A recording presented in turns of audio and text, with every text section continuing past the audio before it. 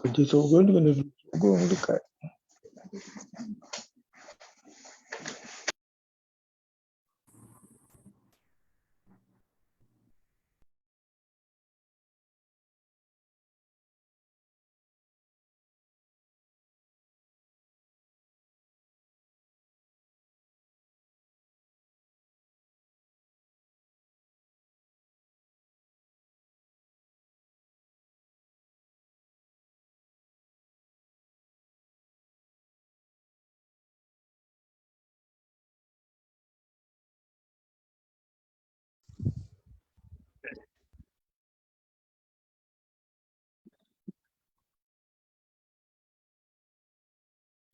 Assalamualaikum warahmatullahi wabarakatuh. Kita buka majlis kita dengan Kitab Al-Fatihah.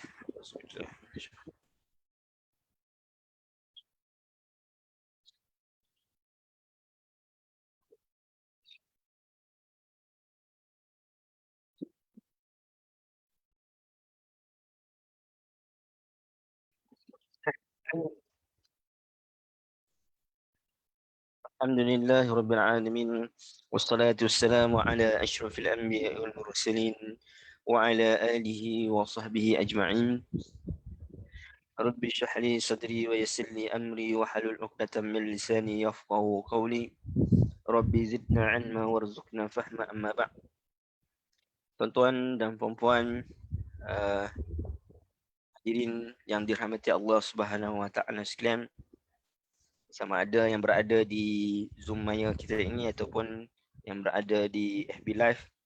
Alhamdulillah, pertama dan selamanya kita merafakkan setinggi rasa kesyukuran kita kehadap Allah Subhanahu wa taala kerana dengan limpah kurnianya pada pagi ini dapat kita bersama-sama insya-Allah untuk kita sambung perbincangan kita, iaitu tadabbur surah As-Sajdah, yang mana pada pagi ini insya-Allah kita masuk kepada siri yang ke-11. Baik. Jadi alhamdulillah, pada pertemuan-pertemuan yang lalu kita telah membincangkan bermula daripada ayat 1 hingga ayat 9. Jadi ayat 1 hingga ayat 9 ini, tuan-tuan dan puan-puan, dia merupakan mukadimah. Ini mukadimah kepada surah, bukan mukadimah kita. Maksudnya 10 minggu ini baru mukadimah. Ini mukadimah surah. Ini setiap daripada surah-surah Al-Quran dia akan mengandungi 3 perkara. Iaitu mukadimah, isi, penutup. Jadi ayat 1 hingga ayat 9 adalah mukadimah kepada surah As-Sajdah. Sebagaimana kalau dalam kelas tadabbur Yasin dulu, saya sebutkan bahawa ini dalam mukadimah ini kebiasaannya kita akan membincangkan sedikit panjang lah, kerana banyak perkataan-perkataan yang kita rungkaikan satu-satu, dan juga banyak dari sudut susunan ayat, kaedah. Kerana dalam mukadimah ni dia mengandungi perkara-perkara penting yang Allah Subhanahu Wa Taala nak bincangkan di dalam isi. Jadi mukadimah ni sangat pentinglah untuk kita memahami. Dan kebiasaannya kalau dulu-dulu waktu saya belajar dulu, ini kalau kita dengar syarahan daripada mana-mana syekh ataupun ulama, biasa mukadimah dia ni panjang. Walaupun mukadimah mungkin 4-5 muka surat je, tapi syarahan dia tu boleh jadi 4-5 jam. Kerana di situlah banyak benda nak dirungkaikan, banyak benda yang nak disampaikan supaya kita nampak jelas apa yang berada dalam, kalau dalam kuliah-kuliah maksudnya dalam pembelajaran tersebut, dalam perbincangan kita ini adalah dalam surah ini. Jadi surah ini sebagaimana yang kita sebutkan, temanya itu adalah nak menyebutkan tentang kekuasaan Allah. Sebelum ini kita telah menyebutkan ayat 4 hingga ayat 9 tentang kekuasaan Allah Subhanahu Wa Taala menciptakan langit dan bumi, Allah Subhanahu Wa Taala menciptakan Adam alaihissalam. Allah Subhanahu Wa Taala menciptakan manusia ataupun keturunan zuriat Adam alaihissalam. Jadi pada ayat 10 hingga 14 adalah ayat yang mana Allah Subhanahu Wa Taala nak mengukuhkan al-ba'ts, iaitu hari kebangkitan. Hari manusia akan dibangkitkan semula dan keadaan-keadaan orang kafir pada hari kiamat. Jadi kelompok ayat, kita sebut kelompok ayat daripada ayat 10 hingga ayat 14 ini, Allah Subhanahu Wa Taala nak menyebutkan tentang al-ba'su, iaitu hari kebangkitan, dan juga bagaimana keadaan orang kafir pada hari kiamat.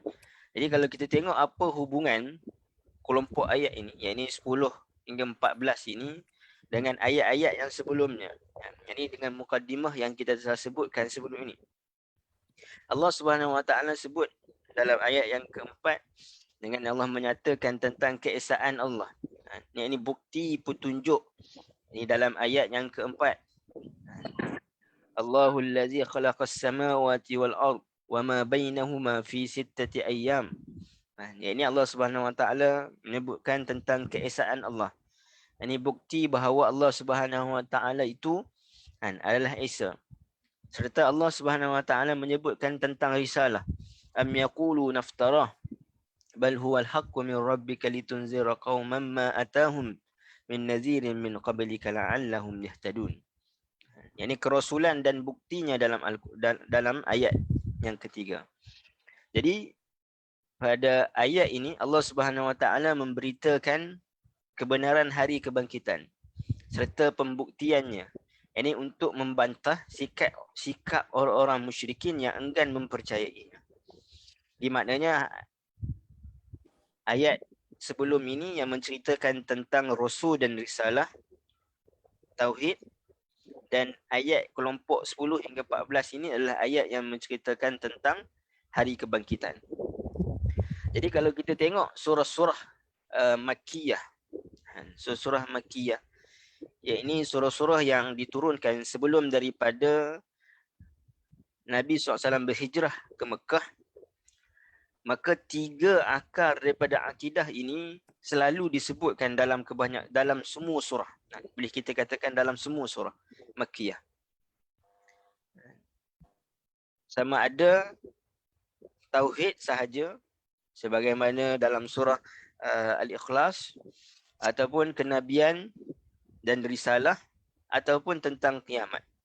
Ataupun kadang-kadang ada surah-surah yang mengandungi ketiga-tiganya sekali. Kerana persoalan kepada ketiga-tiga perkara inilah persoalan yang sangat penting untuk diterapkan ataupun untuk disampaikan kepada masyarakat jahiliah. Kerana apa? Kerana mereka tidak mengesakan Allah.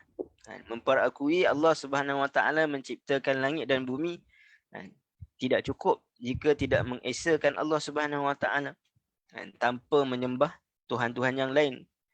Jadi mereka tidak memperakui risalah dan kenabian Nabi SAW. Mereka mempercayai mati. Sememangnya mati itu ada, tetapi tidak mempercayai kiamat.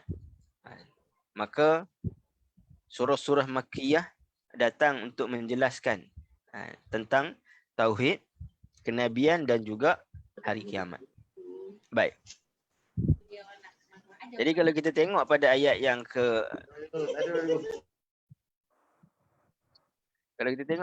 ke-10, Allah Subhanahu Wa Taala berfirman, وَقَالُوا أَإِذَا ضَلَلْنَا فِي الْأَرْضِ أَإِنَّا لَفِي خَلْقٍ جَدِيدٍ بَلْ هُمْ بِلِقَاءِ رَبِّهِمْ كَافِرُونَ. Dan mereka orang yang kafir itu berkata, adakah apabila kami telah hilang, lenyap dalam tanah, kami pula akan hidupkan semula, kami akan dihidupkan semula dalam bentuk kejadian yang baru? Betulkah demikian?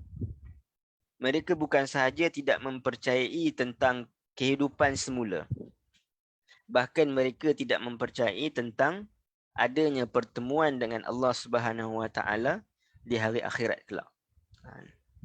So daripada ayat ini nak menceritakan tentang kesinambungan selepas Allah menceritakan tentang mereka mengatakan am yaqulu naftarah. Mereka mengatakan bahawa Al-Quran itu adalah rekaan Nabi SAW.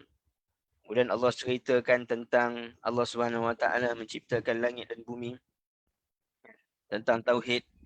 Maka didatangkan tentang hari kiamat, iaitu menyebutkan tentang keingkaran mereka. Yang ini orang musyrikin ini mereka mengingkari hari kebangkitan dan pertemuan dengan Allah Subhanahu Wa Taala. Jadi kalau kita melihat kepada secara umumnya ayat ini membincangkan berkenaan dengan orang-orang musyrikin yang tidak mempercayai hari kebangkitan. Bahkan mereka mempersendakan dengan mendatangkan soalan-soalan yang berbentuk kita sebut sebagai sindiran. Istihza. Ini sindiran. Ya ini betul ke manusia ni boleh dibangunkan? Yang ini soalan bukan nak tahu, tapi soalan dalam bentuk sindiran. Yang ini sindiran seolah-olah alah sebenarnya tak boleh pun nak membangunkan semula manusia yang mana telah ditanam di dalam tanah. Kenapa berlaku sedemikian? Yang ini kenapa mereka mempersendakan dan mempersoalkan dari sudut boleh ke manusia ini dibangunkan semula daripada tanah? Kalaulah manusia ini dah mati hancur, dah bersatu, bercampur dengan tanah, bagaimana mungkin nak dibangunkan?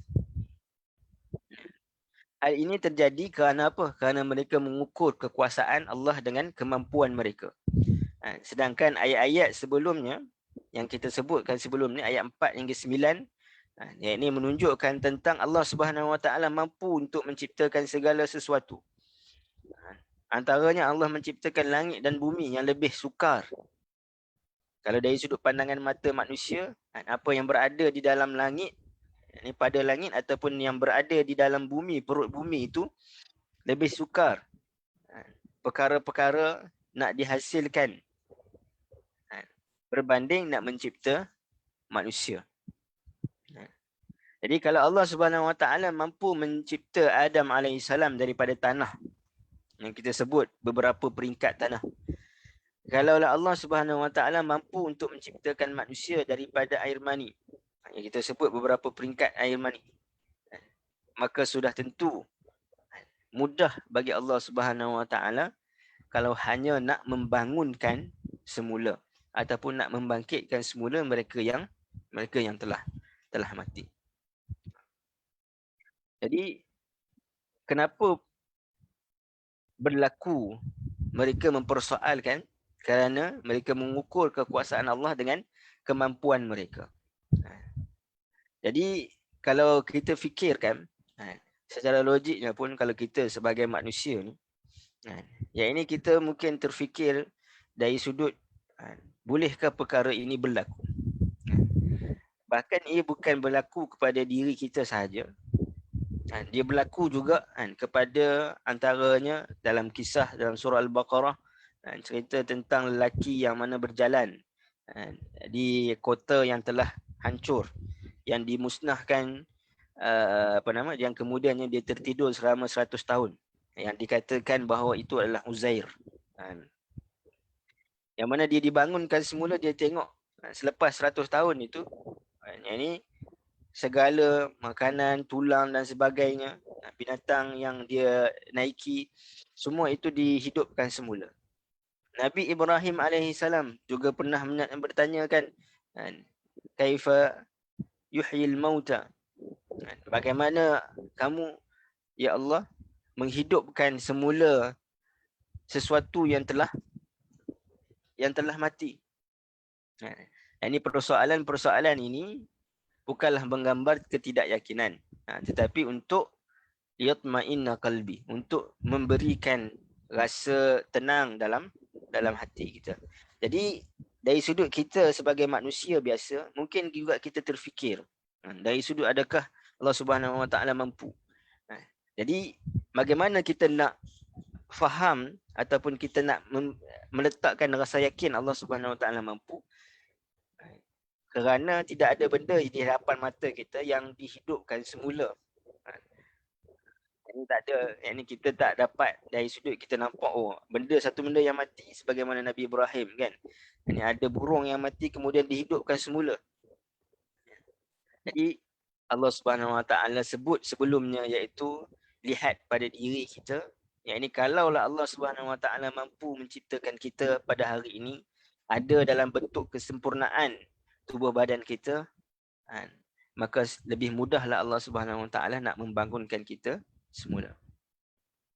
Jadi natijah daripada keingkaran mereka itu, ini mereka bukan sekadar mengingkari akan adanya hari kebangkitan, bahkan mereka menolak untuk mempercayai akan bertemu dengan Allah Subhanahu Wa Taala pada hari kiamat. Kerana apa? Kerana bila bertemu dengan Allah Subhanahu Wa Taala, maka sudah tentu adanya hisab dan adanya pembalasan. Jikalau mereka mengimani adanya hisab dan adanya pembalasan, maka apa yang berlaku?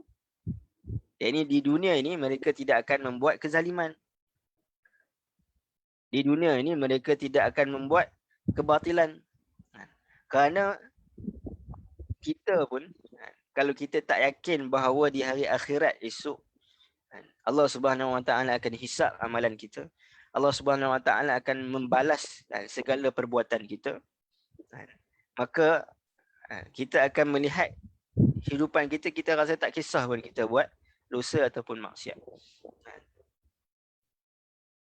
Sebab apa? Sebab kita tak rasa bahawa setiap perbuatan kita, ataupun kalau kita menzalimi orang lain, menzalimi orang lain, kita tak kisah kita menzalimi orang lain, sebab kita rasa kita akan terlepas di dunia ini.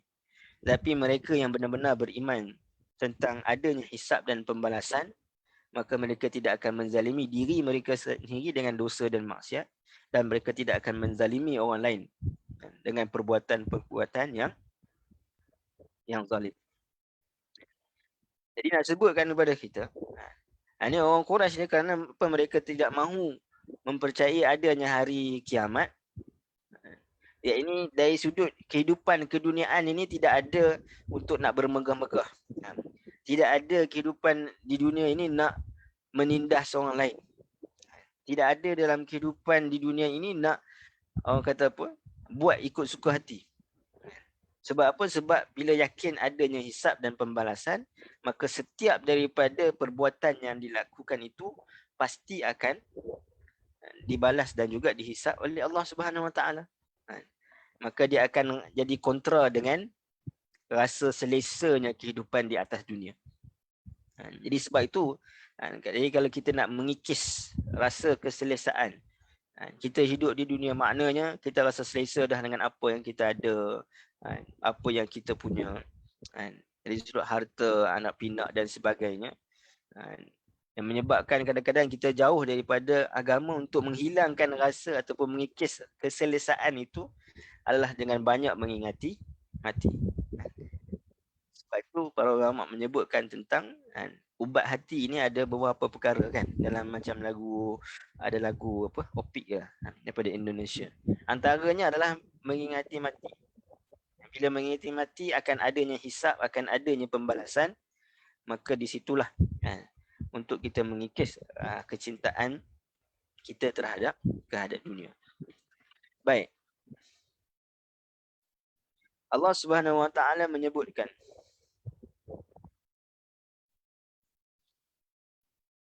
wa qalu a idza dhalalna fil ard wa qalu. Jadi maksud waw di sini, wa di situ ada dua. Satu yang disebutkan sebagai, dalam bahasa Arab disebut sebagai ataf. Jadi saya terjemahkan sebagai kesinambungan. Makna kata mereka nak sebutkan tentang yang pertama, am yaqulu naftara. Ini Allah Subhanahu Wa Taala, Muhammad bukan rasul. Kemudian mereka nak mengatakan bahawa Allah Subhanahu Wa Taala bukan Isa. Maka pada ayat ini mereka nak mengatakan bahawa kebangkitan juga adalah sesuatu yang tidak mungkin. Ini mereka nak menafikan ketiga-tiganya sekali. Ataupun waw di sini adalah waw yang menunjukkan kepada hal. Ia ini menunjukkan kepada keadaan.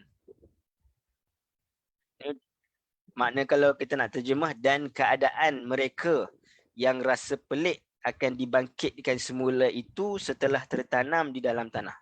Maknanya kita nak sebut waw tu, kalau nak terjemahkan dalam bentuk keadaan, maknanya dan keadaan mereka yang rasa pelik akan dibangkitkan semula setelah tertanam di dalam tanah, maka mereka mengatakan, perkataan mereka itulah.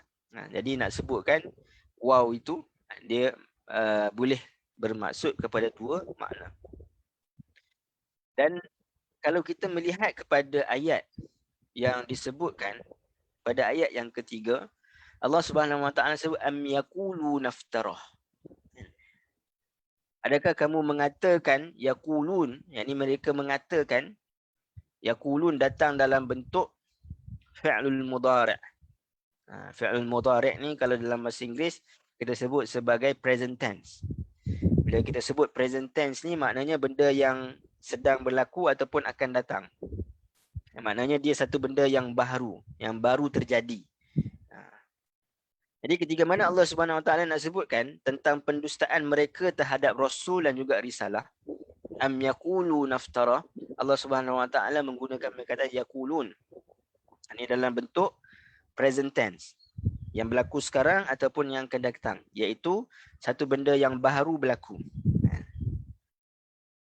Tetapi ketika mana Allah Subhanahu Wa Taala menyebutkan keingkaran terhadap hari kebangkitan, Allah Subhanahu Wa Taala menyebutkan waqalu, iaitu dalam bentuk perkara yang telah lalu.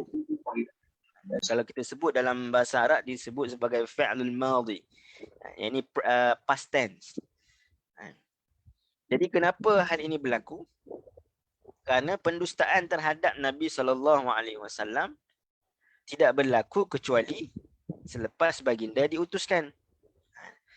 Maknanya kata sebelum daripada Nabi diutuskan, tidak ada Nabi, tidak berlakulah pendustaan. Tetapi pengingkaran mereka terhadap hari kebangkitan bukan satu benda yang baru. Satu benda yang dah lama turun-temurun dipercayai sejak zaman nenek moyang mereka. Sebab itu mereka menyembah berhala. Sebab itu mereka melakukan kemaksiatan dan melakukan kezaliman. Sebab apa? Sebab sebelum daripada Nabi SAW ada sendiri pun, ataupun Nabi SAW diutuskan menjadi Rasul, jadi mereka pun telah tidak mempercayai akan adanya hari kebangkitan.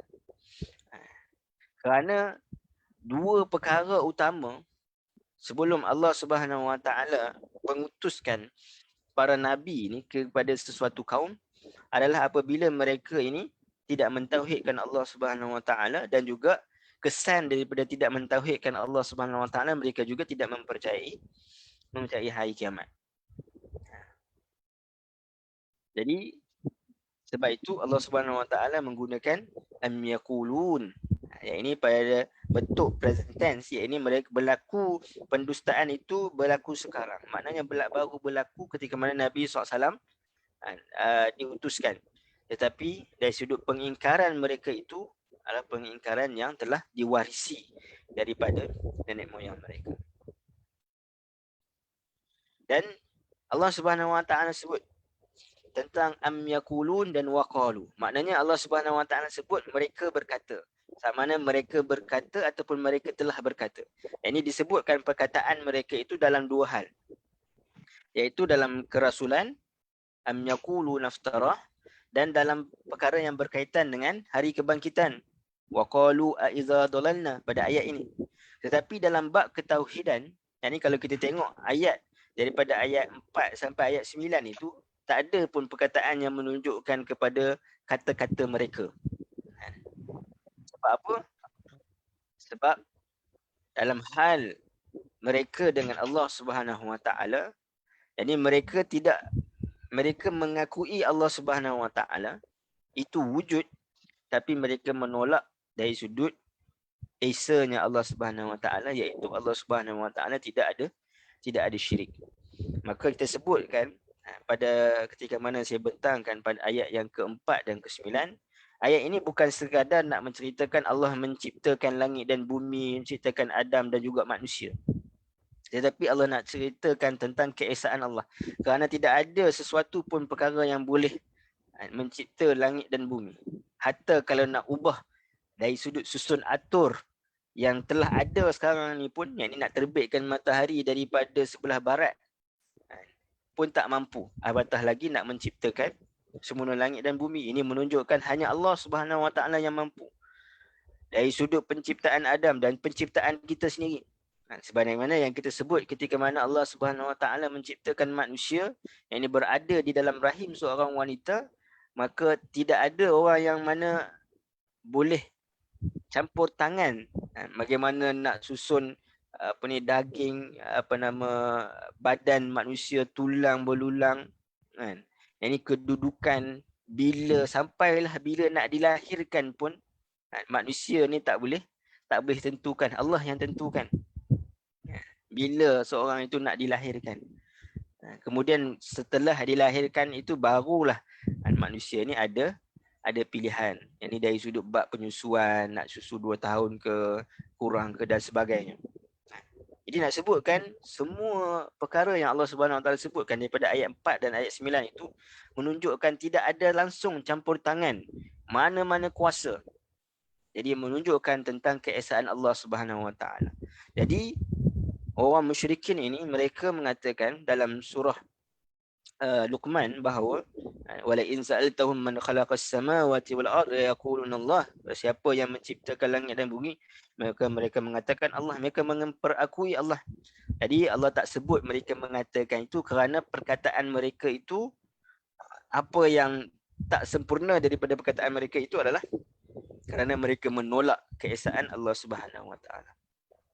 Dan ayat ini dikatakan bahawa orang yang mengatakan yang ini ketika mana kami dah ditanam, bolehkah kami dibangkitkan semula, dikatakan bahawa orang yang mengatakan itu adalah Ubay bin Khalaf.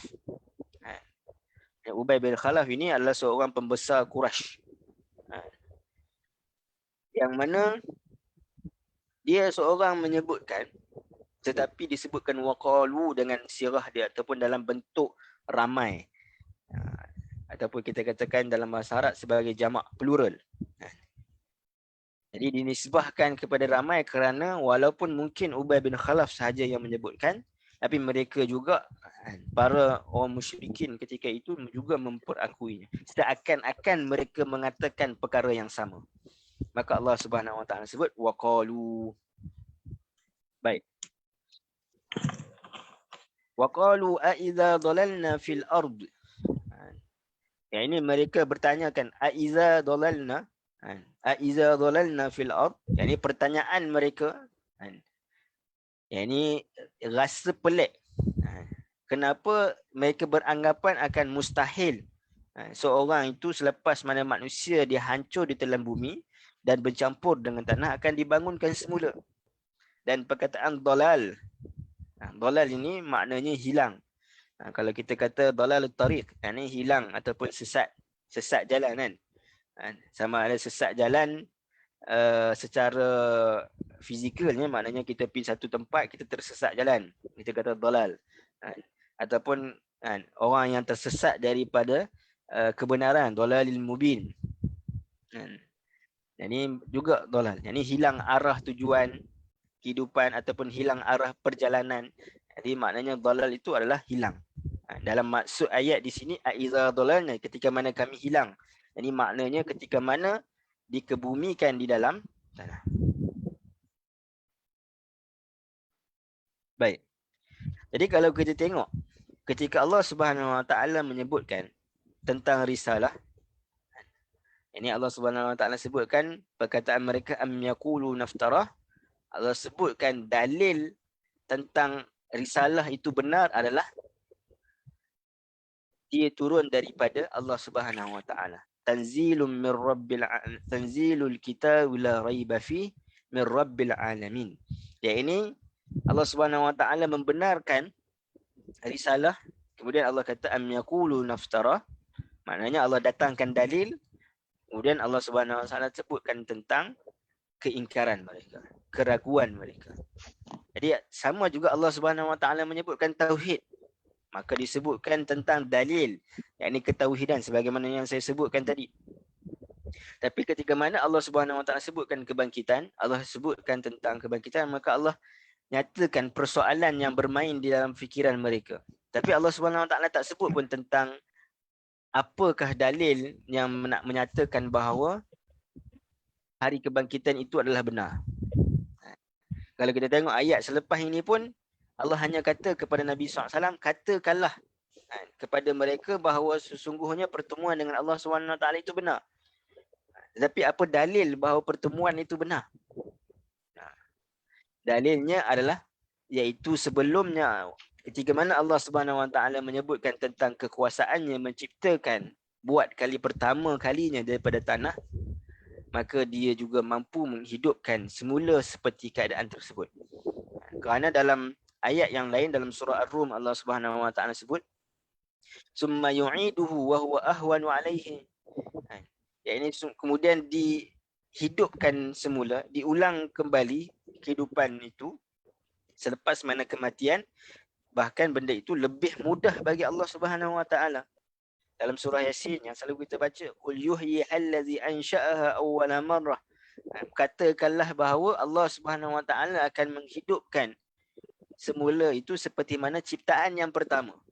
Makna kata dalam ketika mana Allah Subhanahu Wa Taala menyebutkan tentang kekuasaan Allah, sekaligus dia juga merangkumi ataupun menceritakan tentang adanya hari kebangkitan. Sebab tu saya sebutkan tadi, punca daripada mereka tidak mengimani akan hari kebangkitan kerana mereka tidak mengiktiraf akan keesaan Allah Subhanahu Wa Taala, kekuasaan Allah Subhanahu Wa Taala. Baik. Inna lafi khalqin jadid bal hum biliqa'i rabbihim kafirun. Jadi orang musyrikin ini mereka tidak percaya akan dibangkitkan semula seperti mana penciptaan yang baharu. Inna lafi khalqin jadid. Jadi keingkaran mereka bukan sekadar dibangkitkan, tetapi semua sekali berkaitan dengan hari akhirat, iaitu hum biliqa'i rabbihim kafirun. Ini pertemuan dengan Tuhan mereka. Ini bukan sekadar bangkit, tetapi hisab, dan juga perlu menjalani sirat dan sebagainya. Tentang adanya syurga neraka. Kerana apa? Kerana mereka menafikan ataupun mengingkari secara total, iaitu pertemuan dengan Allah Subhanahu Wa Taala selepas dimatikan. Jadi kalau kita tengok keadaan mereka ini pada ayat ini, Allah Subhanahu Wa Taala sebutkan bahawa mereka ini berada dalam keadaan denial. Yang seolah macam tak nak ambil peduli. Walaupun Allah dah sebutkan bahawa Allah Subhanahu Wa Taala akan menghisap, Allah yang menciptakan manusia, Allah Subhanahu Wa Taala akan bangunkan semula manusia, dan kamu akan bertemu dengan aku. Balhum biliqa'i rabbihim. Dan ketika mana kamu bertemu dengan aku, kamu akan dihisap. Bukan sekadar dibangkitkan, kamu akan dihisap. Setiap amalan kamu, yang mana yang baik akan diganjari dengan yang baik, yang buruk akan diberi balasan yang buruk. Tapi sebagaimana yang disebutkan tadi bahawa mereka ni berada dalam keadaan denial. Ni tak nak ambil peduli. Perbuatan mereka itu akan dihisap. Kerana apa? Kerana apabila mengakui perbuatan ini akan dihisap, maka tak bebas tak melakukan mengikut kehendak hawa nafsu. Jadi maknanya bukan sekadar kepada orang musyrikin ayat ini, walaupun tujuannya itu kepada orang kafir, disebut kafirun. Tetapi bila kita sebutkan kafirun, orang kafir ini, sebagaimana dalam surah Al-Kafirun, kan, kita sebut Allah Subhanahu Wa Taala, ya qul ya ayyuhal kafirun. Jadi orang kafir ini tidak hanya orang yang menyembah, walaupun kita sebut orang kafir ni adalah orang yang menyembah berhala. Kalau orang yang menyembah berhala itu disebut sebagai musyrikun. Jadi orang yang kafirun adalah orang-orang yang mana menolak kebaikan, menolak kebenaran. Orang yang mana dia deny, yang ni dia menafikan adanya hari kiamat, adanya hisab, adanya balasan. Walaupun dalam ayat ini Allah Subhanahu Wa Taala menyebutkan tentang pengingkaran mereka itu keluar daripada mulut mereka. Wa qalu a iza dalalna. Sebab itu daripada asal daripada kafirun pada ayat 10 ini Allah akan sebutkan pada ayat 11 dengan Allah kata walau tara idil mujrimuna nakisu. Ni Allah guna perkataan mujrimun. Kerana mujrim ini dia lebih teruk daripada kafir. Apa beza dia? Kafir ini maknanya dia bukan satu, dia beza dengan musyrikun. Musyrikun ini mereka yang menyembah selain daripada Allah. Kafirun ni maknanya bukan sekadar tak sembah Allah, tapi mereka tidak memperakui perkara yang berkaitan dengannya. Ya, ini tidak memperakui hisab, tidak memperakui adanya balasan. Dan pengingkaran yang dilakukan oleh orang kafir ini daripada mulut mereka dan secara jelas, maka mereka itu adalah orang-orang yang mujrim. Tapi kalau tak mengingkari dengan mulut pun, mengingkari dengan perbuatan juga boleh termasuk dalam kalangan orang yang kafir. Jadi kafir ini dia bukan satu kelompok dah. Bukan kita nak sebutkan tentang kelompok ini kafir, tak. Hatta Nabi SAW ketika mana membacakan surah Al-Kafirun, Qul ya ayyuhal kafirun, Nabi disuruh untuk baca. Ini maknanya yang mengatakan kafir itu bukan Nabi, tapi Allah Subhanahu Wa Taala. Kerana Allah Subhanahu Wa Taala Maha mengetahui. Dan nak sebutkan tentang kafir itu bukan sekadar orang yang menyembah. Qul ya ayyuhal kafirun la a'budu ma ta'budun wala antum 'abiduna ma a'bud. Jadi perkataan a'bud itu bukan sekadar penyembahan dari sudut menghadapkan Tuhan ketika mana kita melakukan perbuatan ibadah. Tapi a'bud ini, ubudiyah ni adalah dalam setiap perkara dalam kehidupan. Maka sebab itu apabila seorang itu walaupun tak sebut secara jelas pada mulutnya, yang ini tentang kalimah-kalimah kufur, tapi boleh juga berlaku melalui perbuatan yang seakan-akan menyamai sikap. Jadi kafir ini bukan kelompok. Jadi kita nak kata bukan kelompok kafir ni adalah orang musyrikin semata-mata, tidak. Kerana kalaulah kafir ni adalah kelompok, maka mereka telah mati. Tapi kafir ini nak sebutkan tentang sikap itu. Kalaulah ada perbuatan-perbuatan kita, perbuatan-perbuatan kita yang seolah-olah kita menafikan akan berlakunya hisab, akan berlakunya balasan Allah Subhanahu Wa Taala, takut-takut kita termasuk dalam kelompok orang yang bersikap kafara. Ini dalam sudut bahasanya adalah orang yang menutup.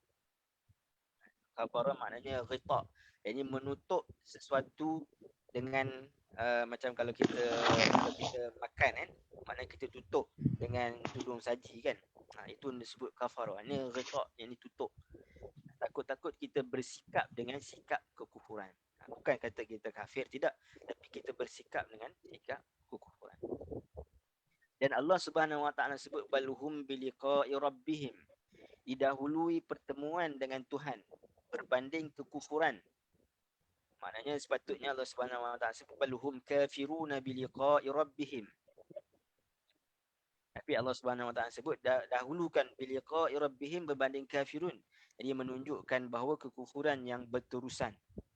Kafirun ini juga isim fa'il. Jadi menunjukkan bahawa mereka ini teguh, tapi teguh dalam kekufuran. Jadi makna kata ini orang yang mana kafir ini, mereka menafikan akan bertemu dengan Allah Subhanahu Wa Taala, maka sekaligus menafikan semua hal yang berkaitan. Maknanya manusia akan dibangkitkan dan juga manusia akan dihisabkan. Baik. Kemudian sambungan daripada ayat tersebut, setelah mana mereka mempersoalkan dengan hal yang demikian, maka Allah Subhanahu Wa Taala sebut qul yatawaffakum malakul maut allazi wukila bikum. Summa ila rabbikum turja'un. Katakanlah wahai Muhammad, nyawa kamu akan diambil oleh Malikul Maut yang ditugaskan untuk berbuat demikian ketika mana habis ajal kamu. Kemudian kamu akan dikembalikan kepada Tuhan untuk menerima balasan. Jadi Allah Subhanahu Wa Taala pada ayat 11 ini nak membantah pengingkaran mereka itu dengan Allah Subhanahu Wa Taala nak menyebutkan benarnya ada hari kebangkitan dalam bentuk ancaman dan juga peringatan. Kalau kita tengok ayat ini Allah Subhanahu Wa Taala sebutkan, jadi disebabkan pengingkaran mereka pada ayat yang ke-10 tadi, maka Allah Subhanahu Wa Taala membantah dengan menyuruh Nabi SAW untuk kabarkan kepada mereka, qul yatawaffakum, bahawa mereka ini, malaikat maut ini bersedia akan mencabut nyawa mereka pada waktu yang telah ditentukan oleh Allah Subhanahu Wa Taala. Kenapa? Kerana disebutkan wukila bikum. Wukila. Kalau kita tengok di sini makna wukila ini, dia tak sebut kalau dalam terjemahan dia sebut. Dia sebut secara umumnya, berbuat demikian ketika mana habis ajal kamu. Ini makna wukila ini makna Allah Subhanahu Wa Taala mewakilkan. Maknanya setiap daripada kita ini telah bersedia malaikat untuk mengambil nyawa kita. Tunggu arahan daripada Allah Subhanahu Wa Taala. Dalam ayat yang lain Allah Subhanahu Wa Taala sebutkan tentang bahawa malaikat maut ini dia bukan seorang saja. Maknanya bukan satu malaikat saja sebagaimana Jibril dan sebagainya. Tapi dia adalah nama malaikat yang mana mengambil nyawa manusia. Malaikat-malaikat yang mengambil nyawa manusia. Yang mana dikatakan dari sudut riwayat Israiliyatnya mengatakan ketuanya itu adalah Israel lah. Kita sebut bila Israel datang itu kan. Jadi nak sebutkan ketuanya itu. Tapi maknanya malaikat maut ni ramai. Yang mengambil setiap daripada kita manusia ini telah diwakilkan malaikat maut untuk mencabutkan nyawa pada waktu yang telah ditentukan oleh Allah Subhanahu Wa Taala. Dan kemudian selepas dicabut nyawa, kamu akan dibangkitkan pada hari semua manusia dibangkitkan untuk menjalani proses hisab dan pembalasan. Summa ila rabbikum turja'un. Mereka menafikan balhum biliqa'i rabbihim kafirun. Allah jawab balik dengan Allah mengatakan summa ila rabbikum turja'un. Kamu akan balik kepada Allah Subhanahu, bertemu dengan Allah Subhanahu Wa Taala. Jadi ayat ini nak menegaskan dan nak mengukuhkan bahawa hari kebangkitan itu disertai dengan ancaman serta penegasan. Yakni zat, yakni Allah Subhanahu Wa Taala yang menciptakan manusia pada kali pertama pasti mampu untuk menghidupkan kembali manusia tersebut. Baik. Persoalan, kenapa pada ayat ini Allah Subhanahu Wa Taala suruh Nabi SAW qul yatawaffakum malakul maut? Kenapa disebutkan malaikat maut? Nabi SAW diarah untuk menegaskan kembali bahawa mereka akan dibangkitkan. Dan disebutkan malaikat maut itu adalah untuk mengingatkan akan kematian. Walaupun mereka tidak mengingkari kematian. Mengingkarinya ni maknanya mereka tidak mengingkari adanya mati. Manusia itu mati. Tetapi kehidupan dunia yang telah mereka lalui telah menutup pandangan mereka seolah-olah bahawa selepas kepada kematian ini tak ada kemungkinan akan adanya hari pembalasan. Hingga kan manusia nak bersedia akannya. Jadi nak masukkan tentang macam saya sebutkan tadi, orang kafir ini maknanya mereka kufur dari sudut percakapan, mereka menafikan perkara tersebut. Ini dengan kelekaan mereka terhadap kehidupan dunia yang menutup bahawa tak ada kemungkinan akan adanya hari kebangkitan. Tetapi boleh jadi kadang-kadang perbuatan kalau kita sendiri, yang ini dari sudut perbuatan kita, yang ini kita tak berusaha untuk, kalau setiap kali kita berdosa, kita cuba untuk kembali kepada Allah Subhanahu Wa Taala. Kalau kita masih selesa dalam dosa yang kita lakukan, Ini kita semua akan melakukan dosa. Ini bukan maknanya kita nak suruh kita buat dosa, tak. Tapi maknanya kehidupan kita ni kita tahu iman naik dan turun. Ada kalanya iman, bila iman turun kadang-kadang kita terjerumus ada dosa. Tapi yang pentingnya adalah kita segera kembali. Segera kembali untuk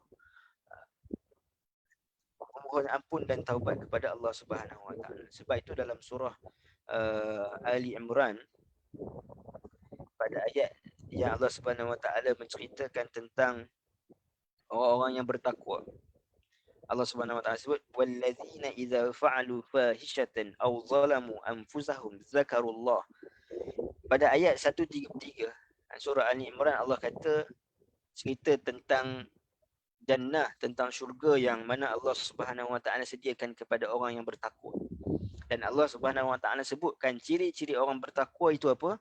Allah kata allazina yunfiquna fis sarra'i wad dharra, yakni mereka yang berinfak pada keadaan sukar dan pada keadaan senang ataupun sukar, dan mereka yang mampu menahan marah dan selalu memaafkan orang lain. Allah Subhanahu Wa Taala menyukai orang-orang yang membuat kebaikan. Kemudian Allah kata apa? Wallazina idza fa'al. Ini menunjukkan kepada ini adalah sifat orang yang bertakwa juga. Ini orang yang bertakwa itu bukan bermakna dia suci daripada dosa, tak. Tapi Allah kata wallazina idza fa'alu fahishatan aw zalamu anfusahum.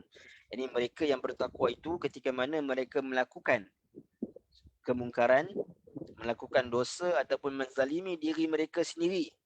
Allah kata zakarullah. Allah tak sebut fazakarullah, Allah tak sebut summa zakarullah.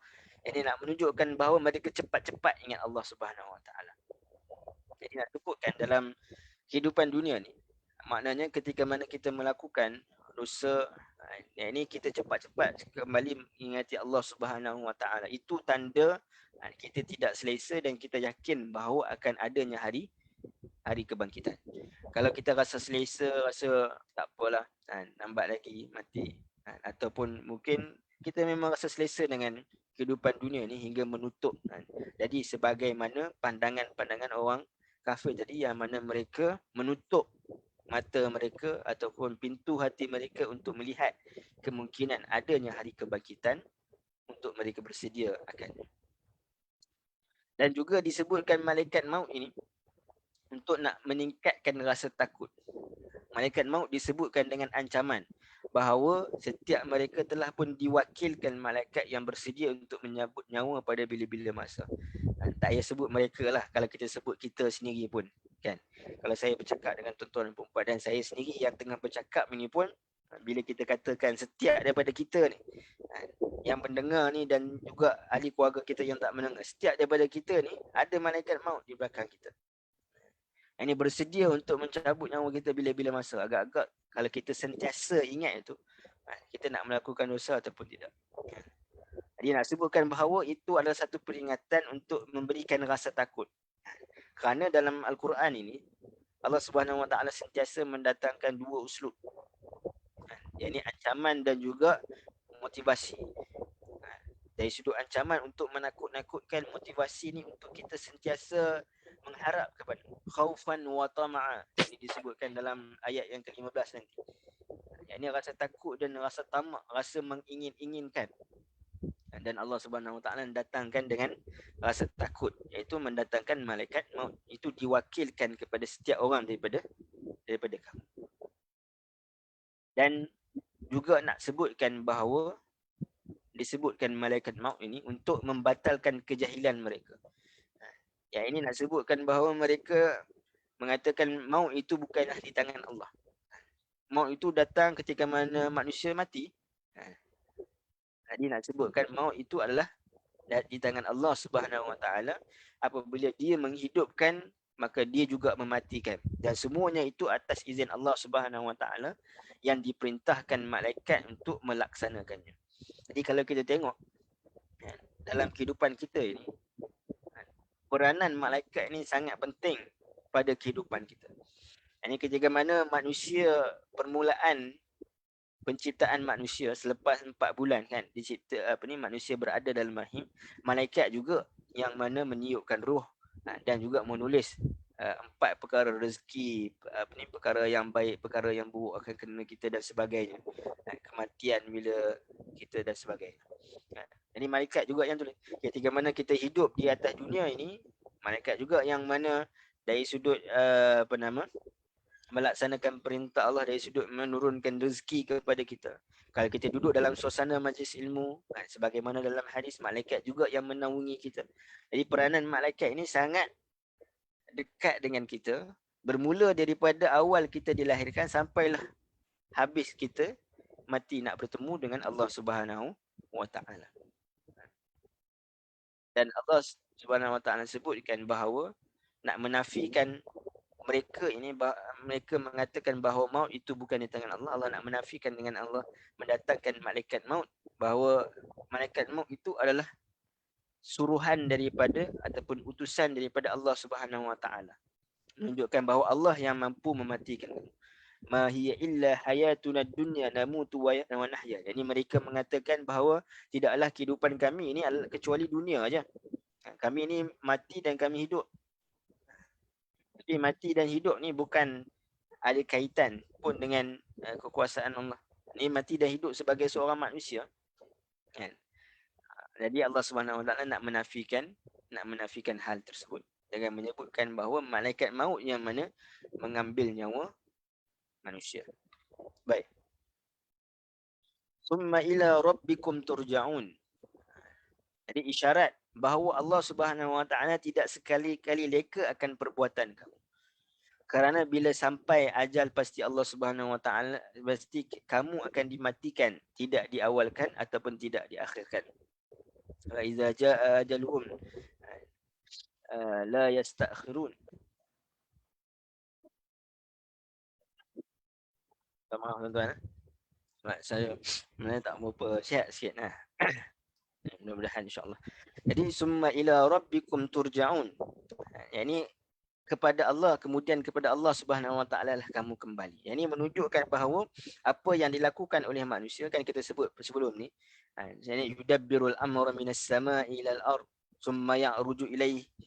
Semua perkara yang berlaku di atas muka bumi ini akan dipersembahkan ataupun dibentangkan kepada Allah Subhanahu wa taala. Maka tidak ada satu pun yang luput daripada pengetahuan Allah Subhanahu wa taala. Dan didahulukan perkataan summa ila rabbikum sebagaimana tadi disebutkan balhum biliqa'i rabbihim. Jadi nak menyebutkan tentang bahawa pengkhususan yang ini hanya kepada Allah Subhanahu wa taala. Kamu akan balik tidak ada kepada yang lainnya, tapi hanya balik kepada Allah Subhanahu wa taala, bukan kepada berhala-berhala ataupun syirik yang kamu syirikkan kepada Allah Subhanahu wa taala. Jadi ayat ke-11 ni Allah Subhanahu wa taala nak menegaskan ayat sebelumnya itu bahawa manusia pasti akan bertemu dengan Allah, yang menjadi puncak kepengingkaran mereka selepas mendustakan hari kebangkitan.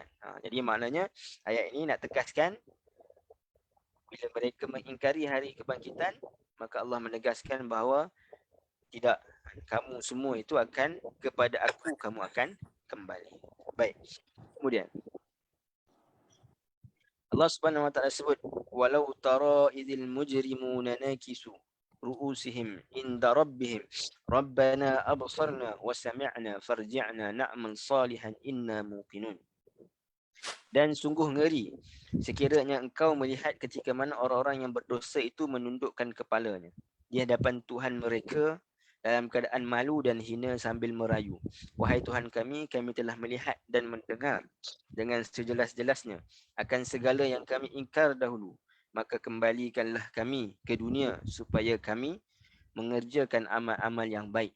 Sesungguhnya kami sekarang telah yakin. Baik. Setelah Allah Subhanahu wa taala menyebutkan pengingkaran mereka, Allah Subhanahu wa taala suruh Nabi SAW sebut bahawa akhirat itu benar walaupun kamu mendustakannya, kerana kamu semua akan kembali kepada Allah Subhanahu wa taala. Allah menyebutkan tentang sesuatu yang datang daripada masa hadapan, iaitu Allah Subhanahu wa taala menggambarkan kepada Nabi SAW tentang keadaan musyrikin ketika mana mereka menyaksikan secara langsung akan hari kebangkitan dan juga hisab pada hari kiamat. Yang mana kita tahu dalam ayat sebelumnya, saya telah sebutkan, zalika alimul ghaibi wasyahadah. Jadi Allah Subhanahu Wa Taala sebut bahawa Allah Subhanahu Wa Taala mengetahui satu benda yang gaib. Termasuk benda yang gaib ni adalah benda yang akan datang. Allah dah sebut dah, Allah mengetahui benda yang gaib termasuk benda yang akan datang. Maknanya Allah mendatangkan peristiwa yang berlaku di hadapan, yang akan berlaku nanti, iaitu penyesalan mereka dibawakan untuk dihayati oleh orang-orang yang membaca ayat-ayat Quran. Maka ketika mana mereka datang bertemu dengan Allah Subhanahu Wa Taala, mereka dah melihat sendiri akan siksaan Allah Subhanahu Wa Taala, maka mereka mengatakan, kembalikanlah kami ke dunia supaya kami mengerjakan amal-amal soleh. Sesungguhnya kami sekarang telah yakin. Jadi kalau kita tengok secara umumnya tafsiran ayat ni, Allah Subhanahu Wa Taala sebut kepada walau tara izil mujrim. Tara yang melihat itu disebutkan khitab ataupun ditujukan ayat itu kepada Rasulullah SAW. Sekiranya kamu wahai Rasulullah menyaksikan ketika musyrikin itu menghadap Tuhan mereka dengan rasa malu dan hina, maka kamu akan dapati keadaan menghairankan mereka berkata. First sekali kenapa Allah Subhanahu Wa Taala sebutkan walau tara? Tak apa, nanti disebutkan kemudian. Ini mereka kamu akan dapati keadaan menghairankan. Ini mereka ni mengatakan apa? Ya Tuhan kami, sekarang kami mahu mendengar firman-Mu. Maknanya asal dulu mereka tak mau beriman. Bila sekarang ni mereka beriman dan mematuhi perintah. Kami telah saksikan sendiri kejadian hasyar dan kami telah mengakuinya kebenaran yang diberitakan oleh para rasul. Turu itu kembalikanlah kami ke dunia, nescaya akan mengerjakan apa yang engkau ridai. Hanya tidak cukup sekadar itu, penyesalan mereka, tak cukup sekadar penyesalan, mereka juga mencerca diri mereka dengan menyalahkan diri mereka. Dan sebagaimana yang Allah Subhanahu Wa Taala sebut dalam surah Al-Mulk ayat 10, dan mereka berkata, kalaulah kami dahulu mendengar dan memahami sebagai orang yang mencari kebenaran, tentulah kami tidak termasuk dalam kalangan ahli neraka. Ini sebutkan bukan sekadar mereka meyakini sekarang ini akan hari kiamat, tetapi mereka juga mencela diri mereka sendiri. Ini juga disebutkan dalam surah Yasin. Ini ketika mana Allah Subhanahu Wa Taala sebut litunzira qauman ma unzira aba'uhum fahum ghafilun laqad haqqal qawlu ala aktsarihim fahum la yu'minun. Ini kalaulah kamu berikan kepada mereka peringatan, telah datang kepada mereka peringatan pun mereka tidak akan beriman. La yu'minun dalam bentuk present tense. Maksudnya mungkin pada waktu tu mereka tak beriman, tak yakin, tapi setelah mereka balik bertemu dengan Allah Subhanahu Wa Taala, mereka lihat sendiri secara ainul yakin, maka pada waktu tu baru mereka nak beriman. Maka apa kata Allah Subhanahu Wa Taala? Yakni seandainya kalau dikembalikan ke dunia sekalipun, nescaya mereka tetap akan kembali tidak beriman. Allah Subhanahu Wa Taala sebut dalam surah Al-An'am, dan kalau mereka dikembalikan ke dunia sekalipun, tentulah mereka akan mengulangi lagi apa yang mereka dilarang daripada melakukannya. Dan sesungguhnya mereka adalah tetap sebagai pendusta. Baik. Jadi ayat ini disebutkan walau tara idzil mujrimuna nakisu ru'usihim 'inda rabbihim. Jadi perbuatan melihat ni, walau tara di sini boleh merujuk kepada Nabi SAW sebagaimana tafsiran umum yang kita sebutkan tadi. Ini sebagai bentuk nak mengubati Nabi SAW akan pendustaan mereka terhadap Nabi. Tak apa, jangan risau wahai Muhammad, kamu bayangkan walau tara ni ro'a ni, perkataan tara ini asalnya daripada perkataannya adalah ro'a, ini melihat. Ro'a ini dia tak semestinya melihat secara berdepan ataupun melihat secara langsung. Sebagaimana Allah Subhanahu Wa Taala sebut, alam tara kaifa fa'ala rabbuka bi ashabil fil. Nah, ini Allah katakan Nabi SAW, tidakkah kamu lihat bagaimana apa yang Allah Subhanahu Wa Taala lakukan kepada ashabul fil? Kita tahu peristiwa bergajah itu, tentera bergajah itu berlaku sebelum kelahiran Nabi SAW lagi. Bukan kata sebelum Nabi menjadi Rasul, sebelum kelahiran Nabi SAW lagi.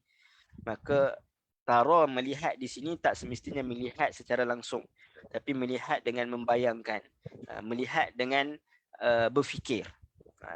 Melihat dengan berfikir. Baik. Lepas sekali kita sebut ayat ini ditujukan kepada Nabi SAW dan juga boleh jadi ditujukan kepada sesiapa sahaja yang nak memperhatikan ataupun nak merenungkan. Nak memperhati ataupun nak merenungkannya. Maka Allah Subhanahu Wa Taala sebut walau tara idzil mujrimun. Dan disebutkan mujrimun. Ini makna mujrimun sebagaimana yang saya sebutkan tadi. Sebelum ini kita sebutkan kafirun. Ini balhum biliqa'i rabbihim kafirun. Jadi apa beza kafirun dengan mujrimun dalam Al-Quran? Ini mujrimun ni adalah orang yang melakukan kesalahan. Dan kesalahan mereka itu adalah kesalahan kufur yang besar, yang menyebabkan mereka khuruj minal millah, keluar daripada agama dan kekal di dalam neraka. Maknanya dari sudut mujrimun dalam Al-Quran ini mereka lebih tinggi, maknanya lebih dahsyat lagi lah kekufuran mereka. Yang ini kekufuran mereka secara jelas, secara terang, nyata. Sebab tu saya sebut kekufuran ini istilah dia ataupun dia lebih umum. Ini dia merujuk kepada sikap. Kerana di atas daripada kekufuran, yang ini mereka yang mana benar-benar kufur secara jelas, secara lisan, secara nyata, mereka ini keluar daripada agama dan juga mereka kekal dalam neraka. Maka Allah Subhanahu Wa Taala sebut dalam Al-Quran, innal mujrimina fi azabi jahannam khalidun. Yang ini mereka ini orang yang mujrim, orang yang melakukan kesalahan ini adalah mereka yang berada dalam azab api neraka dan mereka kekal di dalamnya. Jadi mujrim ini kita sebutkan orang orang yang bersalah. Jadi kalau kita tengok di mahkamah kan, kalaulah orang tu dia ada rasa malu terhadap perbuatan dia, makna kata ketika mana dia melakukan kesalahan dan terbukti dia bersalah, apa yang berlaku biasanya dia akan tundukkan kepala kan. Dan kalau ada media nak ambil gambar ke dan sebagainya, dia bertunduk kepala ataupun mungkin minta untuk disensorkan. Ini apabila dia terbukti bersalah. Ini akan rasa malu. Dan itulah apa yang berlaku kepada orang mujrim ini tadi. Ini apabila mereka telah terbukti bahawa mereka salah, maka mereka nakisuna ru'usihim. Ini mereka tunduk kepala mereka, malu dan rasa hina di hadapan Allah Subhanahu Wa Taala. Inda rabbihim. Kalau kita tengok terjemahan inda rabbihim ni, makna kata disebutkan di hadapan Tuhan mereka. Ini kerana tidak ada sesuatu pun yang dapat memberikan pertolongan kerana tidak mampu berhadapan dengan Allah Subhanahu Wa Taala. Maknanya mereka ini tunduk, rasa malu dan hina di hadapan Tuhan mereka kerana pada waktu ini tak ada benda yang boleh tolong mereka. Mereka malu dan juga rasa hina dengan Allah Subhanahu Wa Taala kerana Allah dah berikan dah peringatan. Dan inda ni juga kalau dalam bahasa Arab dia boleh juga membawa maksud di sisi. Di sisi inda. Ini menunjukkan perasaan malu yang teramat sangat kerana apa orang mujrim ini itu berada di sisi Rabb, iaitu Tuhan yang membimbing, yang memelihara dan memenuhi keinginannya. Jadi nak sebutkan bahawa bagaimana mereka, keadaan mereka rasa malu dan rasa hina ini terhadap Tuhan yang mana sentiasa berada di sisi mereka, yang mana membimbing mereka, yang mana memelihara mereka. Ini perkataan Rabb yang kita pernah sebutkan sebelum ni, yang memenuhi keinginan mereka.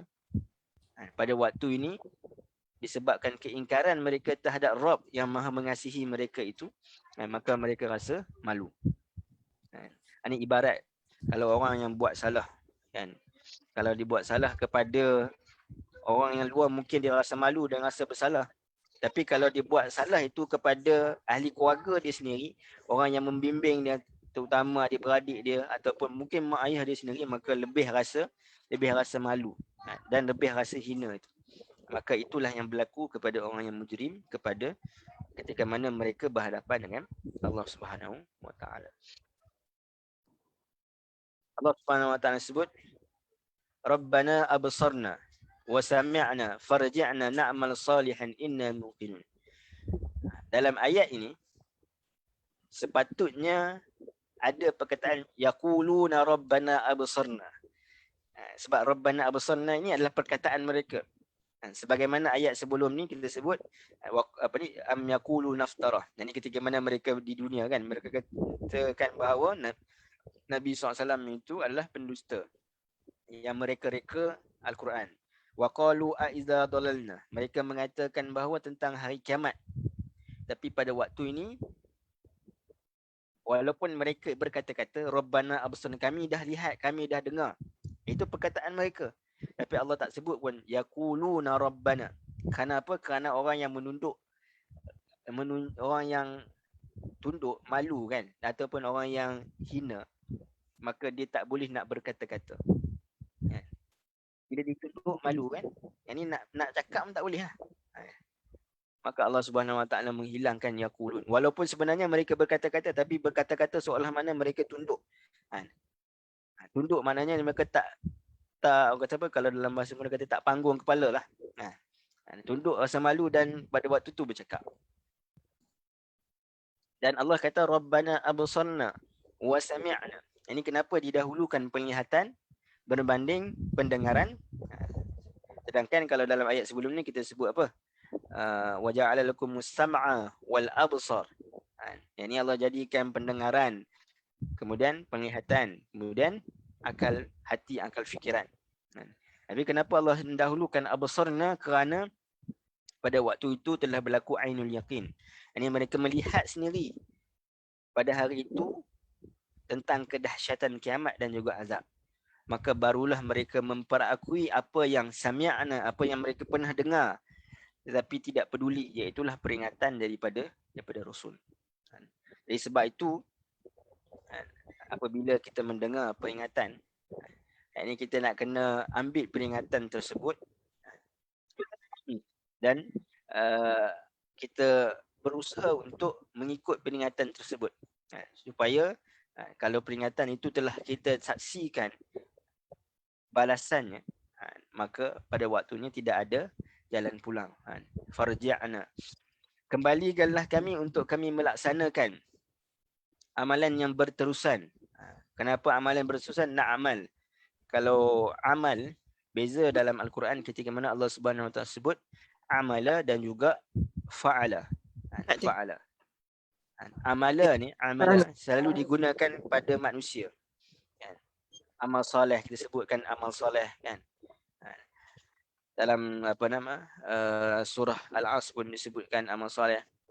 Wal 'asri innal insana fi khusr illa alladhina amanu wa 'amilus solihat. Jadi amal ini adalah satu benda yang dilakukan secara berterusan. Kalau fa'ala dalam bahasa Arab kan, dia ada amala in mim lam, na'mal yang kita sebut ni, na'mal, perkataan na'mal ni, ada juga fa'in lam, fa'ala. Bezanya adalah amala ini adalah suatu benda yang berlaku ataupun amalan yang berterusan. Maknanya mereka setelah mereka lihat itu, mereka mengatakan bahawa kembalilah kami ke atas dunia ni sebab kami nak lakukan amalan yang berterusan. Maknanya kata kat kita, kalau kita melakukan sesuatu yang disebut sebagai amal soleh itu, maka amal soleh itu mestilah sesuatu benda yang berterusan. Bukan benda yang sekejap buat, sekejap tak buat, sekejap buat, sekejap tak buat, tak. Tapi yang dikatakan sebagai amal soleh itu adalah sesuatu yang berterusan. Dan soleh itu pula adalah yang mampu mengubah. Ini kalau dalam konteks ni, yang mampu mengubah nasib kami ketika ini. Maksudkan kita amal soleh ni maknanya amal yang berterusan yang mampu mengubah diri kita kepada lebih baik. Kita tidak mengatakan bahawa kita melakukan amal soleh kalau yang pertama amal soleh itu tidak berterusan. Yang kedua, kalau amal soleh itu tidak menyebabkan berlaku perubahan kepada diri kita, maka itu bukan amal soleh. Walaupun kebaikan yang kita buat, tapi kalau kebaikan itu tidak berterusan dan tidak mampu mengubah diri kita, maka itu bukan makna amal soleh yang sebenar. Kerana na'mal salihan ini adalah mereka mengatakan bahawa kami nak melakukan amalan yang berterusan. Yang mana amalan tersebut yang mampu mengubah nasib kami sekarang. Yang ini nasib kami sekarang ini adalah kami nak dikenakan oleh azab Allah Subhanahu Wa Taala. Kerana sebab itulah mereka mengatakan kemudiannya daripada amalan yang berterusan dan nak mengubah nasib mereka, maka mereka kata inna muqinun, dan pada waktu ini kami telah yakin. Cuma manfaatkah keyakinan mereka, manfaatkah keimanan mereka pada ketika itu? Maka Allah Subhanahu Wa Taala sebut tidak bermanfaat. Kerana yakin pada tersebut tidak memberikan sebarang manfaat. Kerana keyakinan, ini keyakinan kita terhadap hari akhirat, keyakinan kita terhadap balasan daripada Allah Subhanahu Wa Taala perlu diiringi dengan amal soleh. Dan amal soleh ini pula dituntut ketika mana manusia ditaklifkan. Dan manusia ini ditaklifkan tidak berlaku kecuali di dunia sahaja. Maknanya di berangkaian. Ini keyakinan tidak diterima sebab apa? Sebab mesti diiringi amal soleh. Amal soleh yang berterusan yang boleh mengubah nasib kita. Dan amal soleh itu pula tak dituntut ketika mana manusia berada di atas dunia sahaja. Maka mustahil untuk mereka kembali ke dunia, walaupun mereka mengatakan pada waktu ini kami yakin. Dalam masa yang sama, ketika mana mereka mengatakan inna muqinun, ini seolah mereka mencari peluang untuk terselamat daripada neraka. Sebab apa? Dengan mengatakan bahawa kami telah beriman. Sebab dalam satu hadis yang panjang menyebutkan tentang syafaat. Makna Nabi SAW akan memberikan syafaat kepada mereka yang sekurang-kurangnya ada sebesar biji sawi memperakui ataupun beriman. Paling kurang mengatakan keimanan, maka akan diberikan syafaat oleh Nabi SAW, ataupun akan terselamat daripada api neraka, tidak kekal di dalam api neraka. Makna kata mereka nak kata, oh sekarang ni kami beriman. Ini seolah-olah ada sikit keimanan ni supaya walaupun kalaulah dikatakan mereka ni masuk ke dalam neraka, paling kurang mereka akan dipindahkan ke dalam syurga. Tapi saya sebutkan tadi bahawa keimanan mereka pada waktu ini tidak ada manfaatnya. Dan mereka nak mengatakan apa yang berlaku kepada kami sekarang ni adalah kerana kami meninggalkan amal soleh, bukan kerana sebab kami tak yakin. Maknanya kami ada keyakinan tu, maka ada peluang dari sudut terselamat daripada neraka. Tapi maka Allah Subhanahu Wa Taala menafikan dengan ayat daripada surah Al-An'am yang kita sebutkan sebelum ni. Baik. Kemudian Allah Subhanahu Wa Taala sebutkan walau syi'na la'ataina kulla nafsin hudaha walakin haqqal qawlu minni la'amla'anna jahannama minal jinnati wan nasi ajma'in. Dan bagi menolak rayuan itu Allah Subhanahu Wa Taala pun berfirman, kalaulah kami telah tetapkan persediaan memberikan hidayah petunjuk untuk beriman dan beramal soleh kepada tiap-tiap seorang dengan ketiadaan usaha daripada masing-masing, nescaya kami berikan kepada tiap-tiap seorang akan hidayah petunjuk sebelum masing-masing meninggal dunia, supaya tidak ada yang terkena azab di akhirat. Tetapi telah tetap hukuman seksa daripadaku. Demi sesungguhnya aku akan memenuhi neraka Jahannam dengan semua jin dan juga manusia yang pada masa hidupnya tidak berusaha untuk beriman dan beramal soleh. So dalam ayat ini jelas kepada kita mengatakan bahawa hidayah untuk beriman dan beramal soleh itu adalah pilihan manusia. Ini perlu pilihan manusia yang perlukan kepada usaha, pencarian akan. Ini tak betul ketika mana orang kata oh tak sampai hidayah. Hidayah itu ada. Dan Allah Subhanahu Wa Taala sebut bahawa kitab zalikal kitab la raiba fi hudan lil muttaqin. Ini hidayah itu adalah Al-Quran itu sendiri. Tapi manusia itulah yang kena berusaha untuk mencari hidayah daripada Al-Quran. Setelah memperolehi hidayah daripada Al-Quran, maka manusia pula diberikan pilihan nak ikut hidayah ataupun sebaliknya. Maka dari situlah Allah Subhanahu Wa Taala akan membalas setiap perbuatan manusia. Sebab manusia ini dia diberi pilihan. Baik. Tafsiran secara umum ayat ini. Ini setelah mana mereka minta daripada Allah Subhanahu Wa Taala untuk dikembalikan ke atas, di atas muka bumi ini.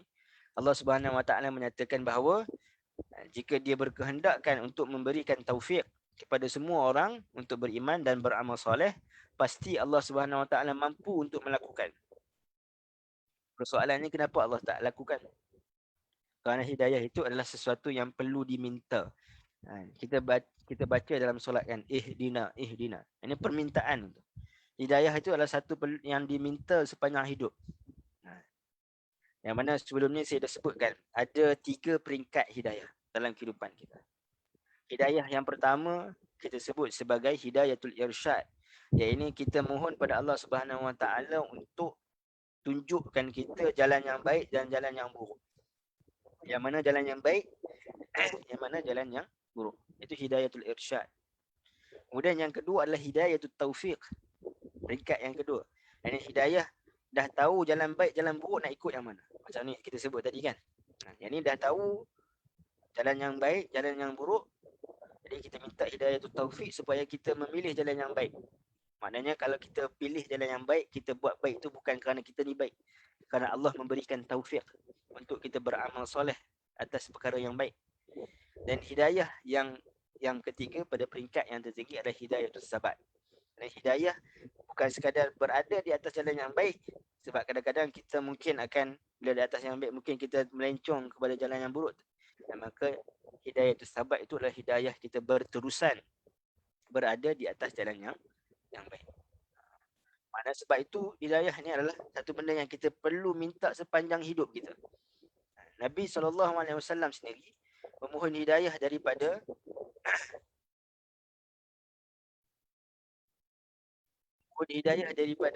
Allah Subhanahu Wa Taala.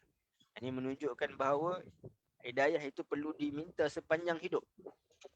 Dan dia berdasarkan pilihan. Setelah Allah berikan kita hidayah yang pertama, maknanya kita pilih. Dah nampak jalan baik buruk, pilih nak berada di atas jalan baik ataupun berada di atas jalan yang buruk. Semuanya berkaitan dengan kemahuan sendiri. Tanpa paksaan, yang perlu kepada pencarian yang melalui amal soleh. Jadi disebutkan bahawa manusia ni disebut sebagai mukhayyar, yang ini diberikan pilihan. Dan atas pilihan itulah manusia ini akan ditentukan balasannya. Allah Subhanahu Wa Taala tidak akan tanya kita ataupun tidak akan memberikan balasan terhadap benda yang kita tak ada pilihan.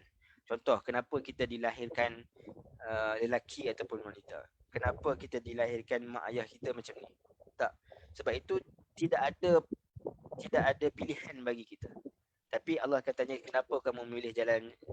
Kenapa kamu buat begini? Kenapa kamu buat begitu? Kerana itu adalah pilihan. Maka setiap pilihan, macam kita di dunia ni, atas dunia kan, setiap daripada pilihan kita mesti ada pro and cons dia. Ada balasan yang baik, ada balasan yang buruk. Maka pilihan kita terhadap apa yang Allah Subhanahu Wa Taala sediakan kepada kita, maka dia juga akan ada di akhir nanti, sama ada benda itu adalah baik ataupun benda itu adalah buruk bagi kita. Setelah dibekalkan bukan sekadar pilihan, Allah Subhanahu Wa Taala datangkan pula peringatan, maka layaklah neraka jahanam kepada jin dan manusia yang bersesuaian dengan pilihan yang mereka lakukan. Ini bukan bermakna Allah ciptakan manusia, Allah dah tetapkan kamu akan masuk neraka, tidak. Tetapi di dalam pengetahuan Allah Subhanahu Wa Taala, Allah tahu bahawa dia ini akan pilih apa. Setelah Allah bagi pilihan, Allah datangkan Al-Quran, Allah datangkan Rasul, peringatan dan sebagainya, tapi dia tetap juga memilih yang tak baik. Maka itu adalah pilihannya. Tapi pilihan dia itu pun atas pengetahuan Allah Subhanahu Wa Taala. Kerana Allah Subhanahu Wa Taala kita sebut alimul ghaibi wasyahadah. Allah tahu benda yang manusia akan pilih. Dan Allah tahu dah pun kita ni pengakhiran kita bagaimana. Tapi bukan bermakna Allah dah tetapkan siap-siap dah, tak. Tapi ketetapan Allah Subhanahu Wa Taala itu berdasarkan pilihan kita, bukan paksaan. Kerana Allah Subhanahu Wa Taala tidak pernah zalim. Baik. jawapan kepada permintaan mereka sebelumnya, iaitu jika Allah inginkan kembalikan kamu dalam keadaan beriman, maka akan aku berikan hidayah sewaktu di dunia lagi. Ini maknanya Allah Subhanahu Wa Taala katakan kepada mereka, kalaulah ini mereka minta untuk beriman pada hari kiamat tersebut, Allah kata kalaulah aku menghendakkan kamu beriman, maka aku dah berikan hidayah sewaktu kamu di dunia lagi. Kita nampak seolah macam maknanya ada keterpaksaan di situ kan. Tapi sebenarnya hidayah itu bukan paksaan, tapi ia adalah pilihan yang memberikan kesannya terhadap pemilihan tersebut. Macam saya sebutkan tadi, pemilihan manusia itu pula dia akan dibantu dengan keberadaan Rasul dan Risalah. Bukan bermakna bila Allah kata manusia ini diberi pilihan, pilihlah sendiri. Tak. Sebab itu Allah Subhanahu Wa Taala sebut, wa ma kunna mu'azzibina hatta nab'atha rasula. Kami tidak akan mengazab sesuatu kaum kecuali kami datangkan kepada mereka rasul. Kami datang kepada mereka rasul ini tak semestinya rasul Nabi SAW ataupun sebelumnya. Makna rasul ni utusan yang menyampaikan kepada mereka, yang menerangkan kepada mereka tentang kebenaran. Allah tak akan mengazab sesuatu kaum, mana-mana kaum yang mana tak sampai kepada mereka orang yang memberikan peringatan yang jelas kepada mereka. Akan sebutkan pemilihan manusia itu setelah jelas yang mana baik, yang mana buruk dengan keberadaan Rasul dan Risalah, maka selepas itulah barulah Allah Subhanahu Wa Taala nak berikan hidayah ataupun tidak. Berdasarkan kecenderungan. Sama ada kecenderungan kepada perkara yang salah, maka mereka akan berada pada jalan yang menyimpang. Kalau kecenderungan kepada perkara yang baik, maka Allah Subhanahu Wa Taala akan mengarah kepada kebaikan. Karena Allah Subhanahu Wa Taala sebut, ma yubaddalul qawlu wa ma ana bizallamin lil abid. Allah Subhanahu Wa Taala tidak pernah menzalimi setiap daripada hamba-Nya. Dengan pilihan itu jugalah dapat membezakan tingkatan manusia yang benar. Sebab apa ada pilihan? Kerana bila manusia ini memilih, baru ada apa yang Allah Subhanahu Wa Taala sebutkan, siapakah liyabluwakum ayyukum ahsanu amala. Kalau manusia ini memang memilih kehidupan dia keseluruhannya adalah kebaikan, sudah tentu ada ini dari sudut ganjarannya itu lebih tinggi. Kalau ada orang yang mungkin dia berada dalam pertengahan, ini dia berada pada peringkat pertengahan. Ada pula orang yang mana menzalimi diri mereka sendiri. Ini maknanya menjerumuskan diri dalam kemaksiatan. Maka sudah tentu orang yang mana buat maksiat dengan orang yang buat kebaikan di atas dunia ni, dia ada beza dia dari sudut balasan dan ganjarannya. Kalau semua itu tidak ada pilihan, maknanya kalau orang buat zalim ini atas kehendak Allah, orang buat baik pun atas kehendak Allah Subhanahu Wa Taala tanpa diberi pilihan, maka di sini menunjukkan kepada kezaliman.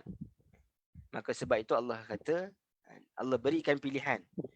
Siapa yang nak pilih jalan yang baik dan dia istiqamah dan dia juga sentiasa bertambah baik, maka dia ini akan berada di kedudukan yang tinggi. Siapa yang mana sekejap baik, sekejap tak baik, tapi insya-Allah pengakhiran dia itu baik, maka dia berada di pertengahan. Manakala orang yang mana sentiasa berada pada jalan yang tidak baik, maka dia menzalimi diri dia sendiri, maka itu layak bagi mereka siksaan.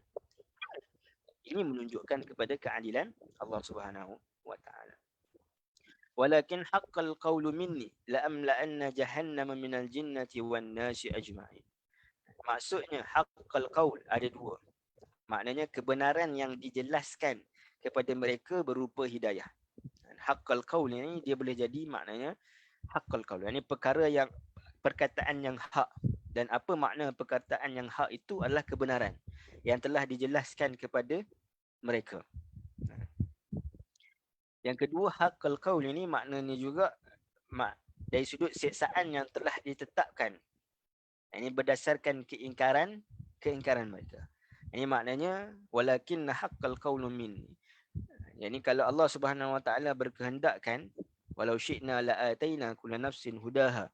Kalau Allah berkehendakkan, semua orang Allah bagi huda. Tapi dah datang kebenaran kepada mereka, maka mereka menolak kebenaran tersebut, la amla'anna jahannam, maka mereka akan memenuhi jahannam.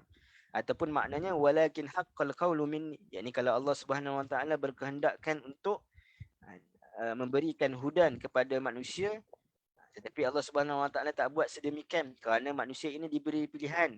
Cuma apa yang Allah nak sebutkan adalah siksaan itu telah ditetapkan bagi mereka yang ingkar. Itu maknanya kalau kita sebut makna satu ataupun makna yang kedua.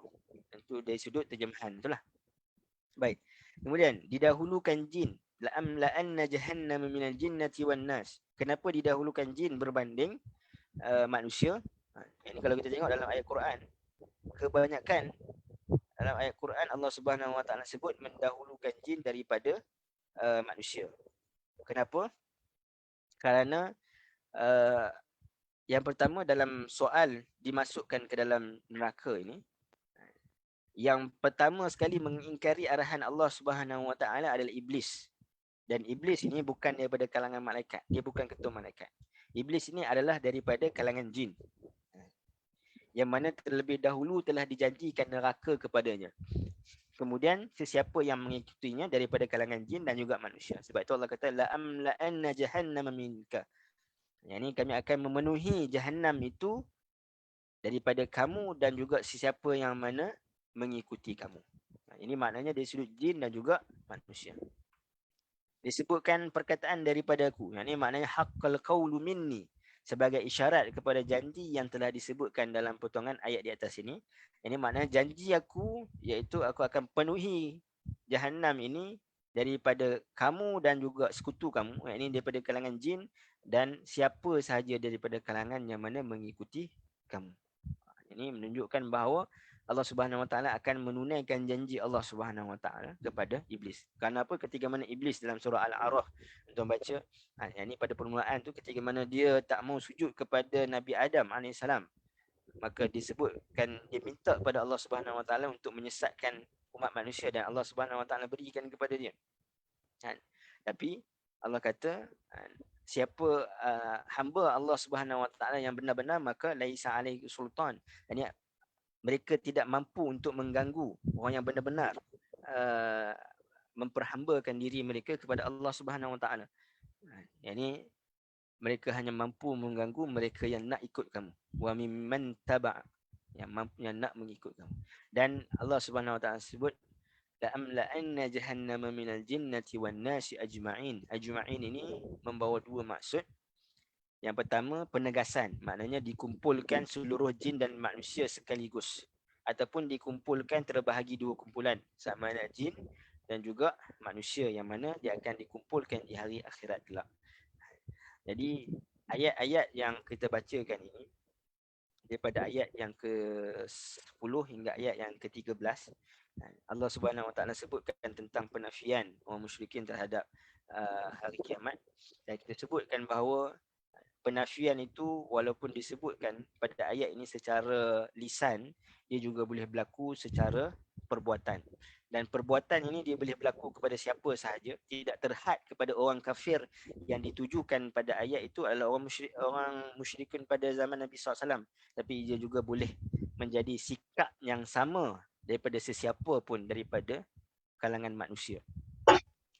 Dan Allah Subhanahu wa taala sebutkan tentang bagaimana Allah dah sebutkan tentang penyesalan bagi mereka yang melakukan kezaliman pada diri mereka yang melakukan dosa dan maksiat.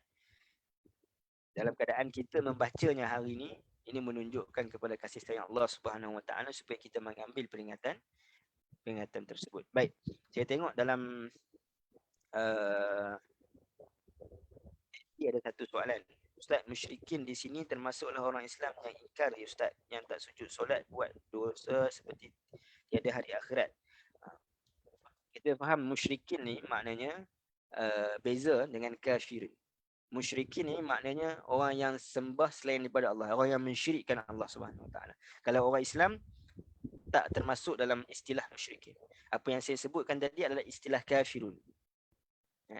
Ini bukan bermakna saya mengkafirkan orang, bukan bermakna kita mengkafirkan orang, tidak. Ini makna kafir yang saya sebutkan tadi adalah dari sudut sikap. Sebagaimana kita sebut munafik kan. Munafik kalau kita sebut munafik yang betul-betul munafik adalah orang yang mana dia menzahirkan Islam tapi dalam hati dia bermusuh dengan Islam. Itu orang yang benar-benar munafik. Tapi ada tak sikap-sikap orang munafik? Ada, Nabi SAW sebut. Bila dia berjanji, dia tak menunaikan janji. Jadi maknanya bukanlah makna dia bermusuh dengan Islam, tapi dia tak menunaikan janji. Itu adalah sifat bagi orang munafik. Sama juga kafir. Ini bukanlah bermakna kita nak mengkafirkan orang yang telah Islam. Tidak. Tetapi nak sebutkan sifat orang kafir itu adalah mereka mengingkari adanya hari kiamat. Kalau mereka mengingkari secara lisan dan secara jelas dan disebut sebagai mujrimin, tapi orang yang kafir itu lebih luas dari sudut sesiapa saja yang mengingkari, sama ada pada mulut mereka atau sama ada dari sudut perbuatan mereka. Kerana kekufuran itu maknanya sesuatu yang tertutup. Kalau hati kita tertutup daripada kebenaran, maka kita sebut sebagai kufur. Kan? Kita pernah sebut tentang kufur nikmat. Kan? Maknanya dari sudut nikmat yang Allah berikan, ini kita tak menggunakan bala jalan kebaikan. Kita menutup pintu-pintu kebaikan daripada nikmat itu dengan kita menggunakan kepada jalan kerosakan. Maka disebutkan sebagai kufur nikmat. Jadi kita kena faham betul istilah tu. Jadi mudah-mudahan saya rasa sekadar tu kita punya perbincangan pada pagi ini. Apa yang baik itu datang daripada Allah Subhanahu Wa Taala. Apa yang lemah kurang itu pada diri saya sendiri, saya mohon ampun dan minta maaf dan terima kasih kepada tuan-tuan dan puan yang bersama dengan kita pada pagi ini. Jika kalau ada yang ingin menyumbang untuk program-program Akademi Tadabbur, boleh rujuk kepada ruang chat yang telah diberikan oleh admin, insya-Allah. Jadi aku qauli hadza wa astaghfirullah li wa lakum. Assalamualaikum warahmatullahi wabarakatuh. Waalaikumsalam warahmatullahi wabarakatuh. Terima kasih Ustaz.